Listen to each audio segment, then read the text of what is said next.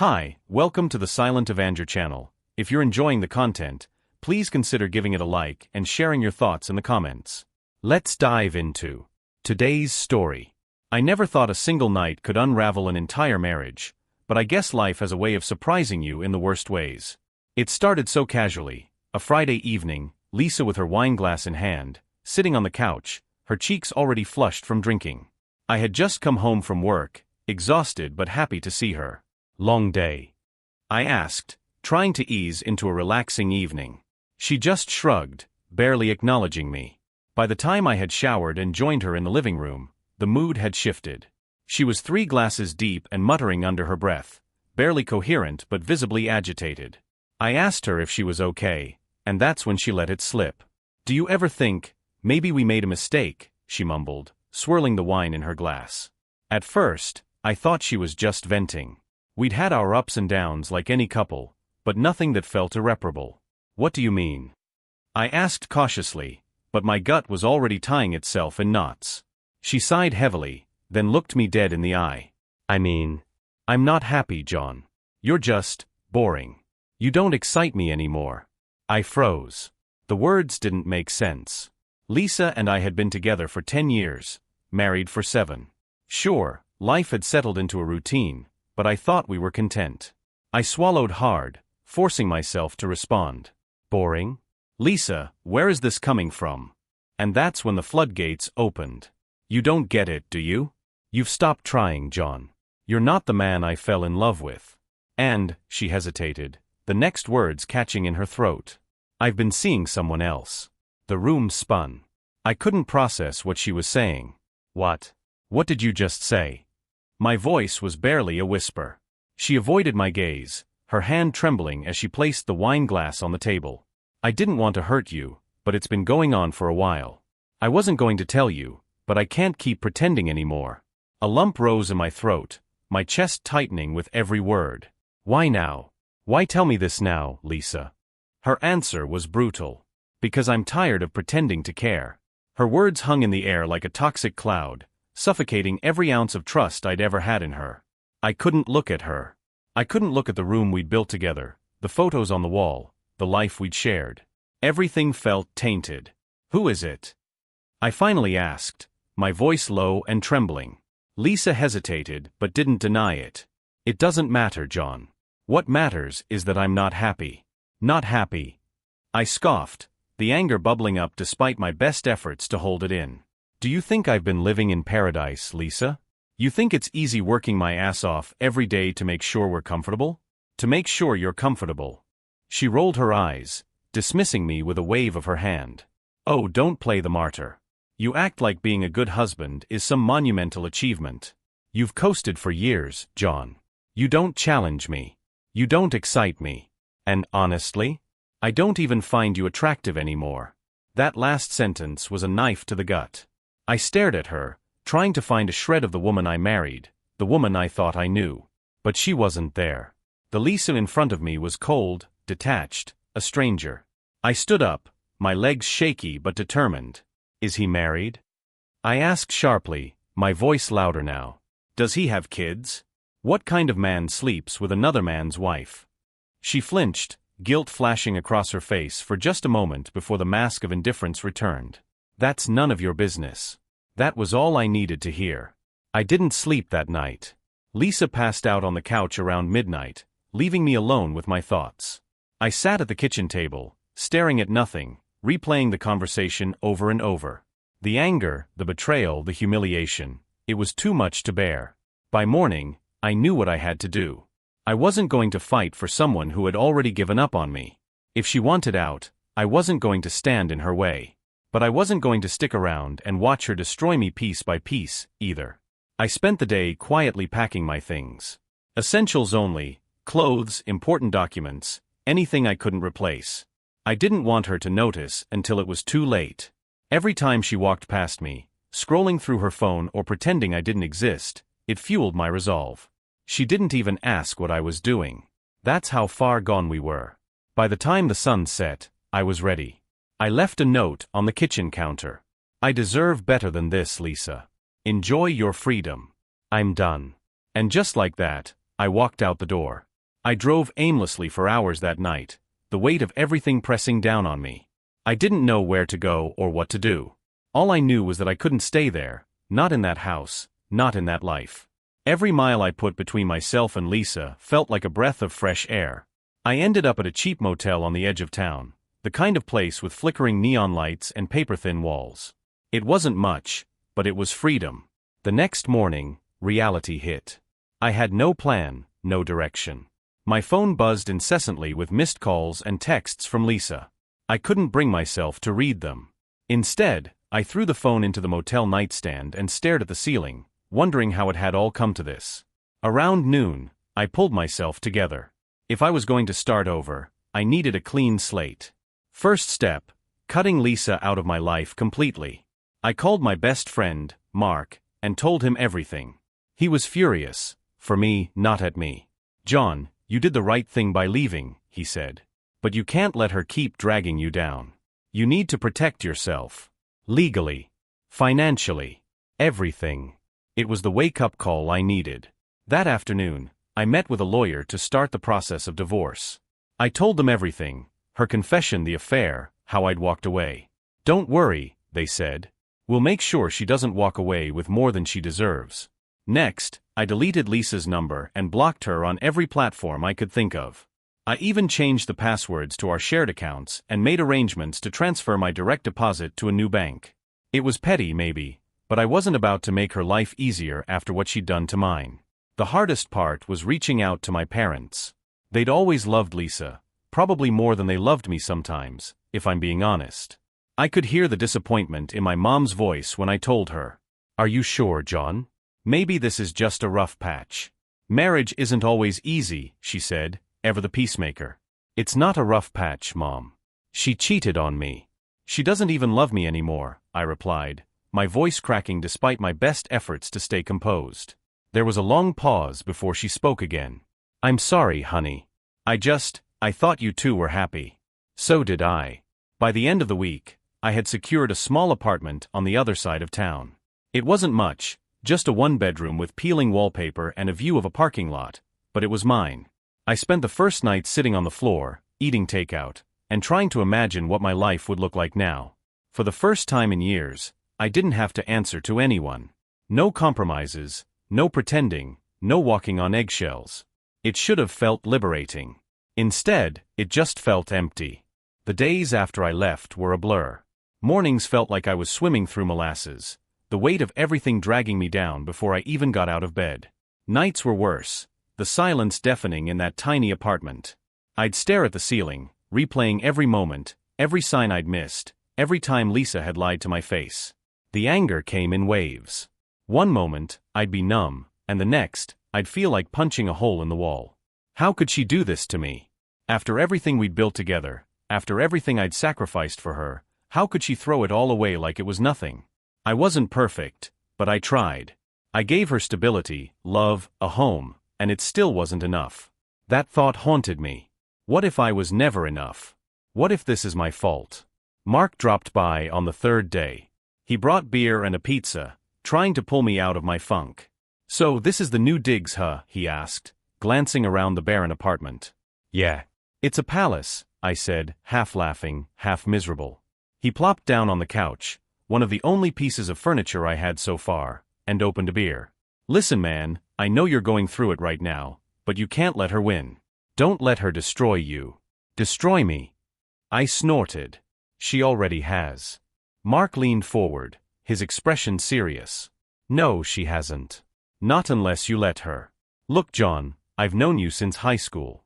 You're one of the most solid guys I know. And yeah, Lisa screwed you over, but that's on her, not you."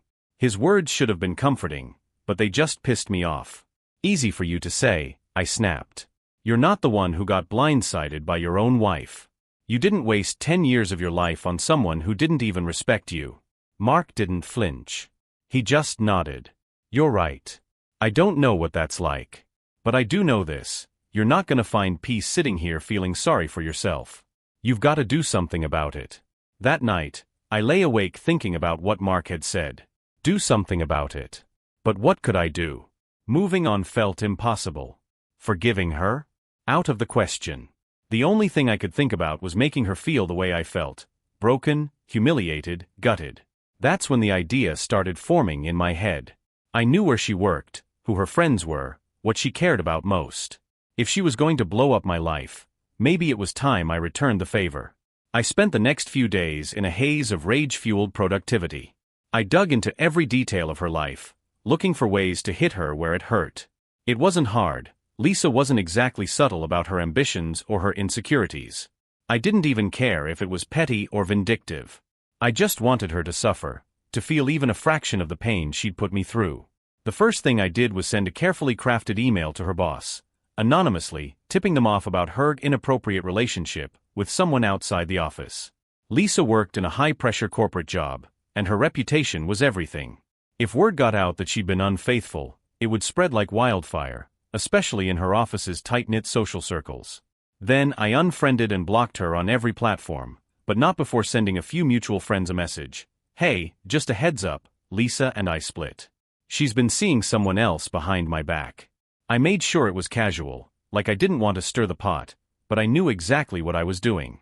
Word would get around, and fast. Finally, I canceled the Netflix account we shared. It was a small, stupid thing, but it felt good. Let her figure out her own entertainment for once. It should have felt satisfying, watching the cracks form in her perfect little world. And for a while, it did. But as the days went on, the hollow feeling came creeping back. The truth was, no matter what I did to hurt her, it didn't undo what she'd done to me. It didn't erase the betrayal or the loneliness or the questions that kept me up at night. All I'd managed to do was drag myself deeper into the mess she created. One night, as I stared at the empty pizza box on the coffee table, I realized something. I was stuck. Stuck in the past, stuck in the anger, stuck in the worst chapter of my life. And if I didn't find a way to move forward, I was going to stay stuck forever. A week passed, and the chaos I'd set in motion started to trickle back to me. Mark called, concerned. Did you hear what happened to Lisa? She got pulled into some kind of HR meeting at work. Sounds like someone ratted her out. Yeah, I heard, I said, my voice flat. I didn't elaborate. Mark didn't press, but I could tell he had his suspicions. That same evening, I got a text from Lisa. I thought I'd blocked her, but apparently, I'd missed one of her burner numbers. Lisa, we need to talk. You've made your point. Stop whatever this is. I stared at the screen, my chest tightening. Part of me wanted to ignore her, but another part, the part still aching for answers, couldn't let it go. Against my better judgment, I replied. You don't get to ask me for anything. Not after what you did. The reply came instantly. Lisa, I just want to talk. Face to face. Please. I debated it all night. Seeing her again felt like reopening a wound that hadn't even begun to heal, but at the same time, I couldn't ignore the gnawing curiosity. Why had she done it? Why had she destroyed everything we'd built together? Maybe hearing her excuses would give me some sort of closure. Or maybe I just wanted to see if she felt as miserable as I did. The next day, I agreed to meet her. We settled on a neutral spot, an empty park near our old neighborhood. It felt strange, sitting on a cold metal bench across from someone who had once been my entire world. Lisa arrived late, dressed impeccably as always, but there was a tightness in her expression that betrayed her composure. She sat down, folding her hands in her lap, her eyes darting around as if looking for an escape route. You wanted to talk, I said, my voice sharper than I intended. So talk. She took a deep breath, her eyes finally meeting mine. John, I never wanted things to get this ugly. I know I hurt you, but this revenge campaign of yours? It's gone too far. I laughed bitterly. Too far? You're the one who blew up our marriage, Lisa. You're the one who cheated, lied, and then had the nerve to blame me for it. And now you want to lecture me about going too far. Her face flushed, but she didn't argue. Instead, she leaned forward, her tone softening. I didn't come here to fight. I want to explain. Explain. I shook my head, my jaw tightening. You mean justify. You want me to sit here and nod along while you tell me how it wasn't your fault, how you had your reasons, how I drove you to this. John, it wasn't like that, she said quickly. I wasn't looking for someone else. It just happened. I scoffed. You don't trip and fall into someone else's bed, Lisa. Her eyes glistened, and for a moment, I thought she might cry. I wasn't happy, she said quietly. I felt trapped, like I was suffocating.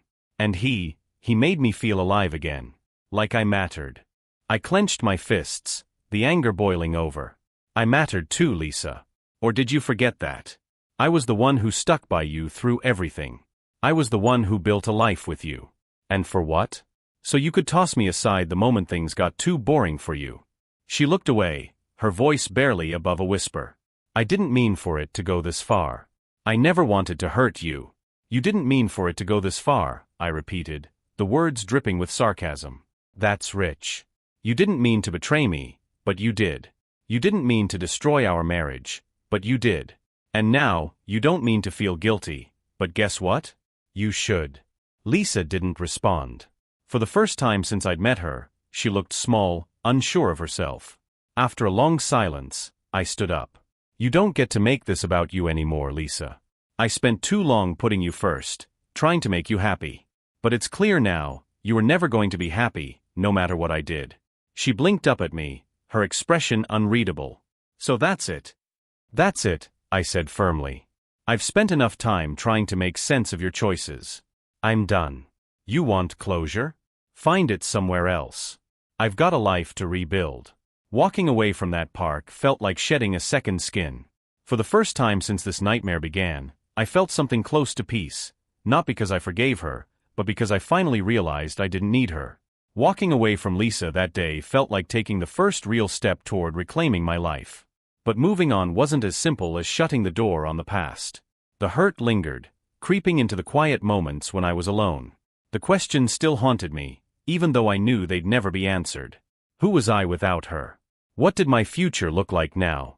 The first thing I did was throw myself into work. My job wasn't glamorous, just a mid-level position in logistics, but it gave me structure. I started volunteering for extra shifts, burying myself in deadlines and spreadsheets, anything to keep my mind occupied. The routine helped, but it didn't fill the void. After a couple of weeks, Mark invited me out for drinks. He'd been checking in regularly, but I'd been avoiding social situations, not ready to face the pity or the awkward silences. This time, he didn't give me a choice. You're coming, he said, practically dragging me out of my apartment. You need this. We ended up at a dive bar we used to frequent in our 20s. It was loud and crowded, but for the first time in weeks, I didn't feel completely out of place. A couple of familiar faces stopped by our table, and Mark made sure to steer the conversation away from Lisa whenever it veered too close. By the second beer, I was laughing at one of Mark's dumb jokes, and for a brief moment, I felt normal again. But the progress was slow. Some nights, the loneliness crept back in, a sharp reminder of how empty my apartment felt without someone waiting for me. I'd sit on the couch, staring at the blank TV screen, wondering if I'd ever feel whole again. That's when I decided I needed more than just work and the occasional night out. I needed something to look forward to, something to pull me out of the rut I was in. So I started small. I joined a local gym, figuring exercise might help burn off some of the restless energy that kept me up at night. At first, it was torture. Every muscle in my body ached after the first few sessions. But there was something satisfying about the physical challenge, about pushing myself to improve, even if only by a little. Next, I picked up an old hobby, photography. Lisa had always teased me about my pointless little side projects, so I'd let it slide over the years. But now, with no one's judgment hanging over me, I dusted off my old camera and started going for long walks around the city, snapping pictures of anything that caught my eye. It wasn't much, but it was mine. A month after our confrontation at the park, I heard from Lisa again. She sent a short email, the kind that felt carefully crafted to sound casual but was loaded with subtext. Lisa, hey, I hope you're doing okay. I just wanted to say I'm sorry again, for everything. I know I hurt you, and I'll always regret that. I hope someday you can forgive me. I stared at the screen for a long time, my finger hovering over the delete button. I wanted to fire back a snarky response, to remind her that forgiveness wasn't something she could just ask for and expect to get. But instead, I just closed the email.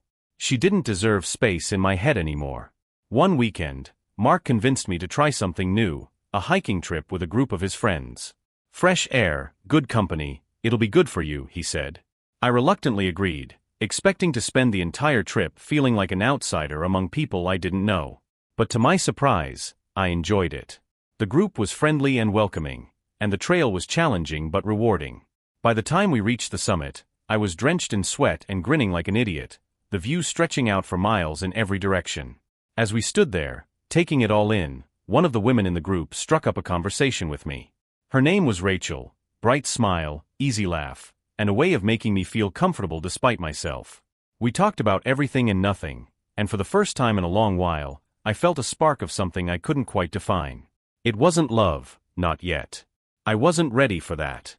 But it was hope, and that was enough for now. Rachel and I exchanged numbers after the hike. It felt strange, like stepping into a world I hadn't visited in years. I wasn't even sure if I was ready for anything beyond a casual chat, but something about her made me want to take that chance. The first text was awkward, simple, safe. "Hey, it was nice meeting you on the hike.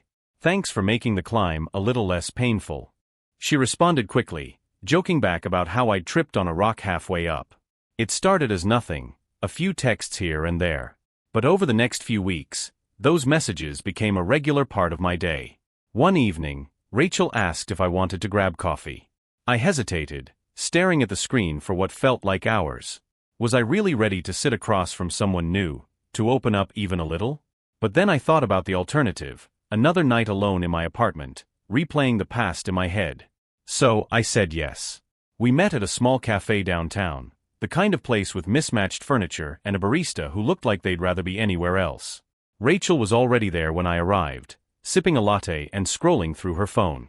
"Hey," I said awkwardly, sliding into the seat across from her. She smiled, warm and genuine.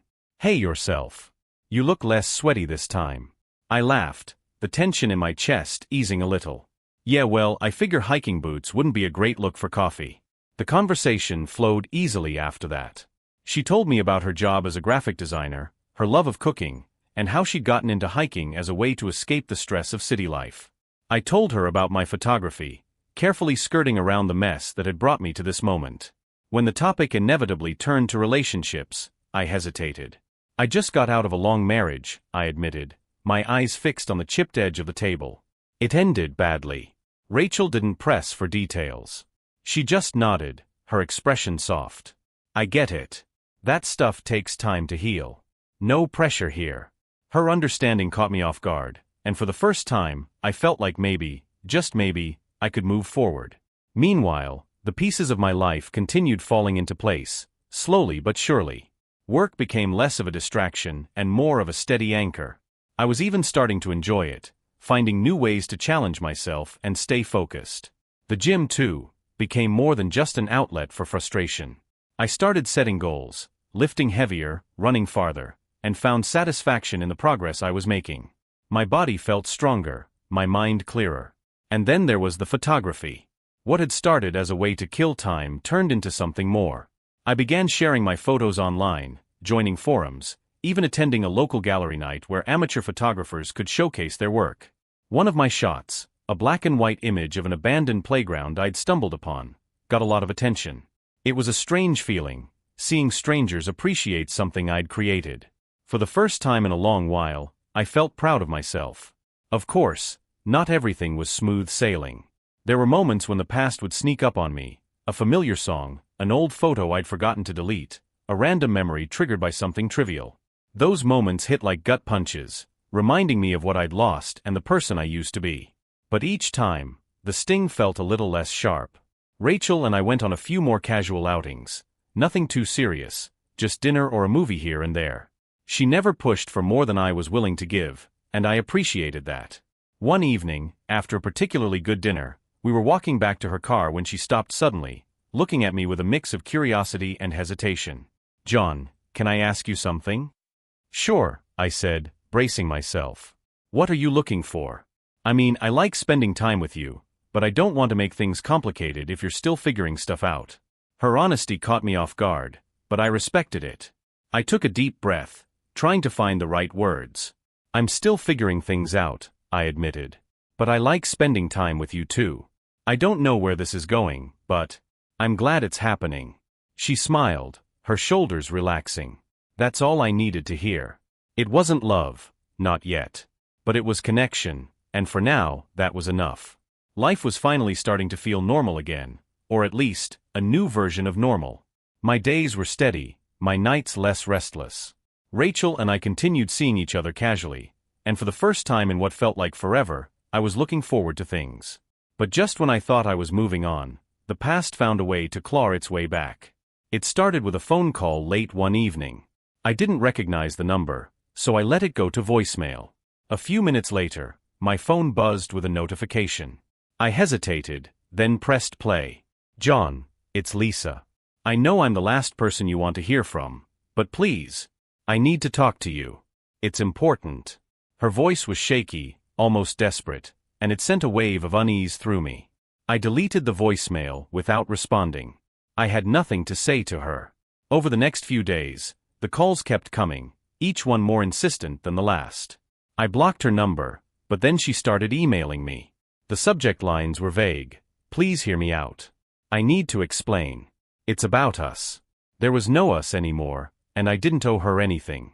Still, I couldn't shake the feeling that something was off. Why now? What was she hoping to gain? I confided in Mark about it during one of our weekend beers. "She probably just wants to clear her conscience," he said, shrugging. "People like Lisa can't handle being the villain for too long. They need to rewrite the story so they don't look so bad." "Maybe," I said, though I wasn't entirely convinced. "But what if it's more than that? What if there's something I don't know?" Mark raised an eyebrow. "Like what?" "I don't know, something about the affair? Or maybe the guy she was seeing." She sounded scared. He leaned back in his chair, crossing his arms. "Look man, you don't owe her anything. If she's scared, that's her problem, not yours. You've got your life back on track. Don't let her drag you down again." He was right, of course. But even as I nodded along, part of me couldn't let it go. A week later, I came home to find a handwritten letter slipped under my apartment door. My stomach dropped as I unfolded it and saw Lisa's familiar handwriting. "John, I know you've been ignoring my calls and emails, and I don't blame you. I deserve that. But please, I'm begging you, just give me a chance to explain. There are things you don't know, things I need to tell you. If not for me, then for yourself. I'll be at the park on Saturday at 2 p.m. If you don't come, I'll understand, but I hope you will. Lisa." I crumpled the letter in my hand, frustration and curiosity warring within me. I didn't want to see her again. I didn't want to reopen old wounds or give her the satisfaction of thinking she still had a hold on me. But the words, "things you don't know," gnawed at me. What could she possibly say now that would change anything? That Saturday, I found myself standing at the edge of the park, my hands shoved deep into my jacket pockets. Lisa was sitting on the same bench where we'd had our last confrontation, her hair pulled back and her face pale. She looked up as I approached, her expression a mixture of relief and anxiety. "John," she said softly. "Thank you for coming." "Make it quick," I said, staying on my feet. I wasn't ready to sit down, not yet. She nodded, taking a deep breath. "I know I'm the last person you want to hear from, and I don't deserve your time. But there's something you need to know, about him." "Him?" I asked sharply. The guy I cheated with," she stammered. "It wasn't what you think. I thought I knew him, but he's not who he pretended to be." Her words sent a chill down my spine. "What are you trying to say, Lisa?" She hesitated, glancing around as if afraid someone might overhear. "He wasn't just seeing me. He was manipulating me, lying to me. And when I tried to end it, he got aggressive." I frowned, my skepticism mounting. "Why are you telling me this? What does this have to do with me?" "Because," she said, her voice trembling, "he knows about you. He knows everything, where you live, where you work. And I think he's watching you." For a moment, I just stared at her, trying to process what she was saying. It felt surreal, like something out of a bad movie. "Why would he care about me?" I demanded. "Because he's obsessed with control," she said, tears welling in her eyes. "He hated that I wouldn't leave you right away, and when you left, he blamed me for ruining things. I'm scared, John. I think he might try to hurt you." I didn't know what to believe. Was she telling the truth, or was this just another one of her manipulative games? Either way, I couldn't ignore the possibility that there was more at stake than just our broken marriage. "Stay away from me, Lisa," I said firmly, turning to leave. "And if you're scared of him, go to the cops." I'm done cleaning up your messes. As I walked away, my heart pounded in my chest. Her words echoed in my mind, stirring up a mix of anger, confusion, and a gnawing sense of unease. I thought I was done with the past, but maybe the past wasn't done with me. I spent the rest of the weekend trying to shake off the meeting with Lisa, but her words lingered like a bad aftertaste. He's watching you. It sounded paranoid, melodramatic even. And yet, every time I left my apartment or walked to my car, I found myself glancing over my shoulder. By Monday, I'd convinced myself she was just trying to stir up drama, looking for another way to pull me back into her orbit. But then strange things started happening. The first was small, easy to dismiss. I noticed my mailbox had been left open when I came home from work. Nothing was missing, and I figured the mail carrier had just forgotten to close it. Then 2 days later, I came outside to find a cigarette but on the hood of my car. I didn't smoke, and neither did anyone in my apartment building as far as I knew. I brushed it off as random litter, but it made me uneasy. The third incident was harder to ignore. One night, as I was leaving the gym, I spotted a car parked near the entrance. It was a dark sedan, unremarkable except for the way its headlights flicked on the moment I stepped outside. The car didn't move as I walked to my own, but I could feel its presence, the hairs on the back of my neck standing on end. I tried to tell myself it was nothing. Plenty of people parked near the gym, maybe they were just waiting for someone. But as I pulled out of the lot, the sedan followed me. It stayed behind me for 3 blocks before turning off onto another street. My grip on the steering wheel was tight, my mind racing. Was I imagining things? Had Lisa's paranoia rubbed off on me, or was there something real to her warning? When I got home, I locked every door and window, something I hadn't bothered with since moving into the apartment. Then I sat in the dark for what felt like hours, staring at my phone. Part of me wanted to call Lisa, demand answers, but I couldn't stomach the idea of giving her the satisfaction. Instead, I called Mark. "Hey man," I said, trying to keep my voice steady. "Have you ever noticed anything off around my place?" "Off how?" he asked. "I don't know. Like, people hanging around or strange cars." There was a pause on the other end. "Not that I've noticed." "Why? Is something going on?" I hesitated, unsure how much to share. "Probably not. I'm just being paranoid, I guess." Mark didn't buy it. "This is about Lisa, isn't it?" "Maybe," I admitted. "She said some things, and now I can't stop looking over my shoulder." "John," Mark said firmly, "if you're feeling unsafe, don't brush it off. Call the cops, get a security camera, do something." The idea of involving the police felt extreme, especially since I didn't have any concrete evidence. But Mark was right. I couldn't just sit around waiting for something to happen. The next day, I bought a basic security camera and installed it over my front door. It wasn't much, but it made me feel slightly less vulnerable. I also started paying closer attention to my surroundings, taking note of faces, cars, anything out of place. A week went by without incident, and I began to relax. Maybe it had all been in my head, a combination of Lisa's drama and my own frayed nerves. Then, late one night, the camera sent a notification to my phone, motion detected. My stomach dropped as I opened the app. The video feed showed a man standing in the shadows near my door, his face partially obscured by a baseball cap. He didn't knock or try to break in. He just stood there, staring at the door for what felt like an eternity before walking away. My hands shook as I replayed the footage. Who was he? Was it a random stranger, or was this the man Lisa had warned me about? The next morning, I filed a police report. The officer I spoke to was polite but non-committal. "We'll keep an eye on the area," she said. "But without a clear threat or identification, there's not much we can do." It wasn't reassuring, but at least I'd taken a step. That evening, I decided to confront Lisa again. If this man was connected to her, she owed me an explanation. I called her for the first time in months. She picked up on the second ring. "John," she said, her voice tight. "I wasn't expecting to hear from you." "Who is he, Lisa?" I demanded, skipping the pleasantries. "The man you were talking about, who is he, and what does he want with me?" She was silent for a moment before sighing heavily. "His name is Eric," she said quietly.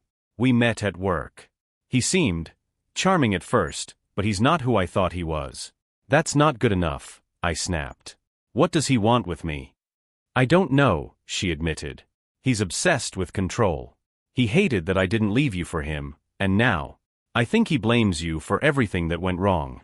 Her words sent a chill down my spine. You need to deal with this, Lisa, I said coldly. If he comes near me again, I'm not going to sit around waiting for him to do something. I'll handle it, she said, though her voice lacked conviction. As I hung up, I felt no relief, only a deep, gnawing sense of dread. Lisa might have brought Eric into my life, but it was clear she couldn't control him. For the first time since this ordeal began, I realized I might not be able to, either. For days, I was on edge. Every sound outside my door, every unfamiliar car parked on my street, set my heart racing. I tried to convince myself it was just paranoia, that Eric, whoever he was, would lose interest and disappear. But the more I thought about Lisa's warning, the more uneasy I felt. The next incident shattered any hope I had of it being nothing. I came home late from work one evening to find a note taped to my door. The handwriting was messy, almost illegible, but the message was clear. Stay out of things that don't concern you. My hands trembled as I read it. There was no signature, no clue who had left it, but I didn't need one. This was Eric. I called Mark immediately, my voice tight with anger and fear. He left a note on my door, I said. This guy is escalating. Mark didn't hesitate. You need to call the cops. Right now. I did, but the officer who came by only took a report and a photo of the note. Without a direct threat or proof of who left it, there's not much we can do, she said. That night, I barely slept. Every creak of the apartment made me jump. I checked the camera feed obsessively, half expecting Eric to show up again. The next day, I decided enough was enough. I bought a second security camera and a personal alarm to carry with me. Mark offered to stay over for a few nights, and while I hated needing the backup, I didn't refuse. Lisa dragged you into this mess, Mark said as he set up a cot in the living room. She needs to step up and take responsibility. I already told her that, I muttered. But you've met Lisa.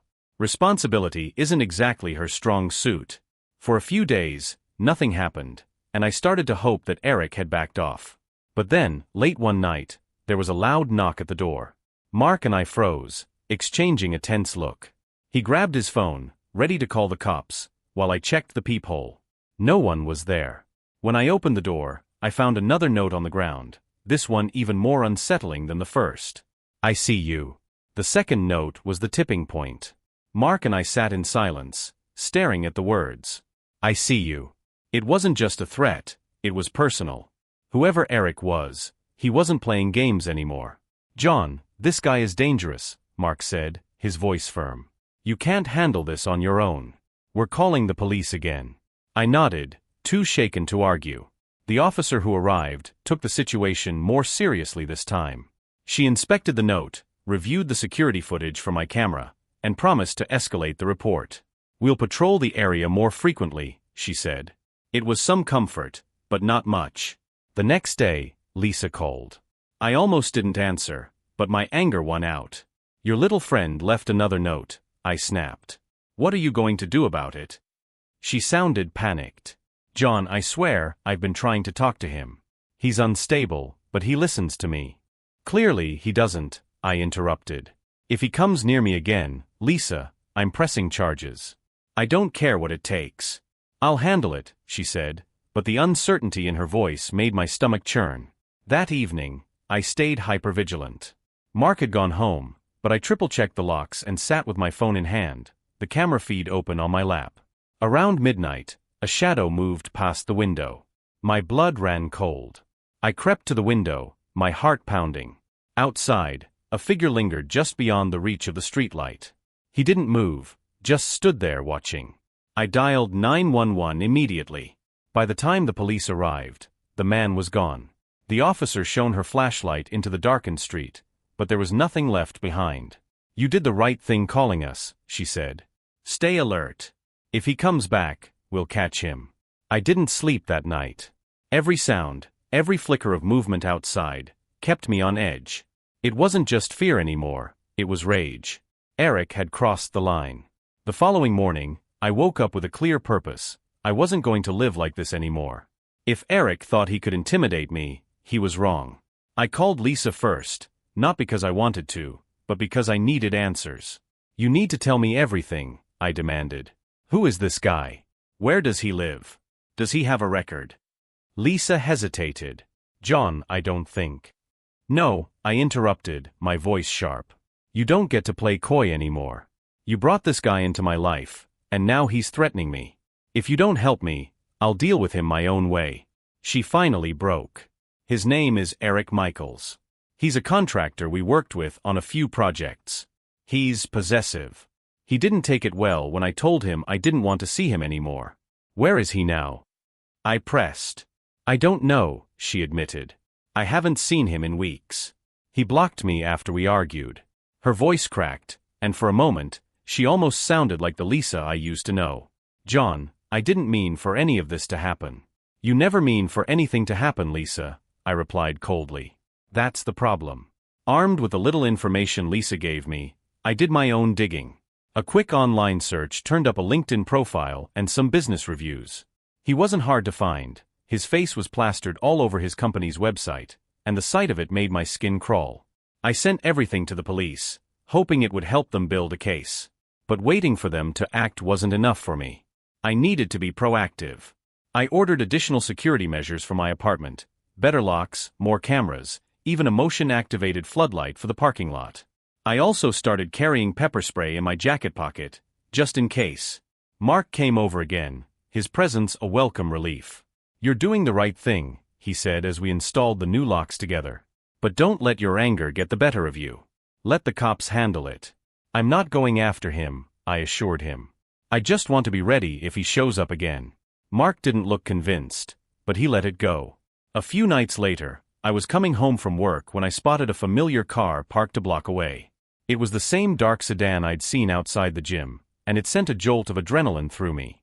I parked quickly and pulled out my phone, snapping a photo of the license plate. My heart pounded as I walked to my building, every nerve on edge. That night, I sent the photo to the police along with a note. I think this belongs to the man harassing me. Please check it out. The waiting was unbearable. Every night felt like a test of endurance, each noise or shadow a potential threat. But I wasn't afraid anymore, not the way I had been. Now I was angry, determined. Eric wanted me to feel powerless. I wasn't going to give him that satisfaction.